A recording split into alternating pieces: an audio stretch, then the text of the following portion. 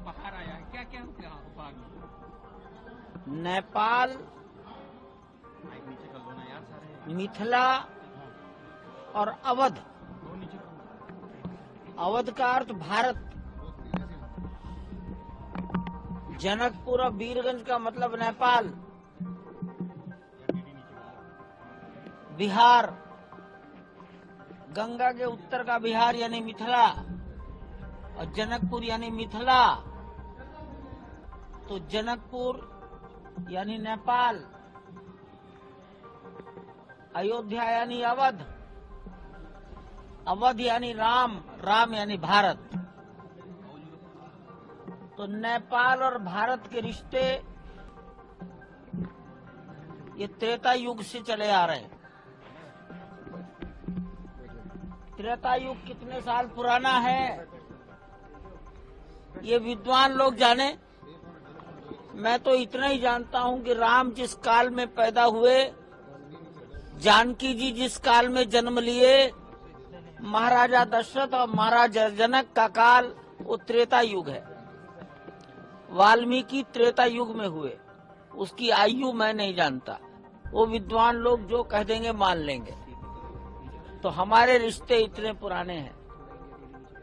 राम भगवान शंकर को अपना आराध्य और अपना पिता मानते हैं, और शंकर राम को अपना आराध्य और पिता मानते हैं, और पशुपतिनाथ नेपाल में है। तो ये दोनों के आत्मा के संबंध, दोनों की एकात्मता को प्रकट करने वाले संबंध हैं। हम सब जानते हैं कि छोटी उम्र में राम को ऋषि विश्वामित्र, महर्षि विश्वामित्र अपने साथ ले गए यज्ञ की रक्षा के लिए। 2 भाई गए थे, लक्ष्मण भी गए थे, और यात्रा करते करते वो जनकपुर पहुंच गए। और आप सब जानते हैं कि वहां से फिर चारों भाई विवाह होकर आए। इसके जितनी बातें हैं ये अयोध्या के संतों से आप जान लें।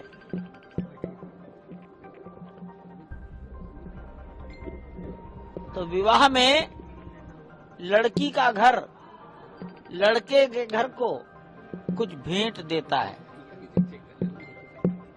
मिथिला में उसी को भार कहा जाता है।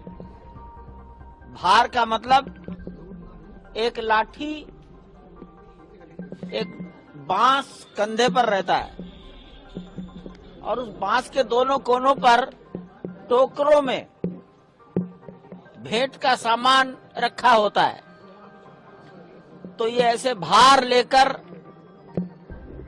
जनकपुर, वीरगंज, मिथिला,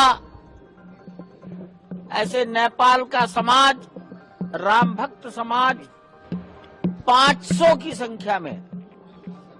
मेरे लिए बड़ी आश्चर्य की बात थी, इतनी बड़ी संख्या कैसे आई।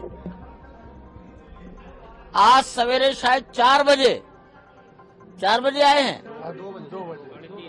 तो रात के 12 बजे के बाद से आना शुरू हुए, सवेरे 4 बजे तक आते रहे।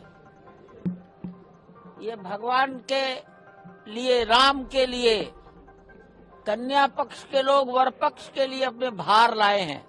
भार यानी भेंट, भार यानी उपहार, उपहार। अगर आप ये वीडियो YouTube पर देख रहे हैं तो हमारे चैनल को सब्सक्राइब करें और बेल आइकन को दबाना ना भूलें। अगर आप Facebook पर ये वीडियो देख रहे हैं तो हमारे पेज को लाइक करें।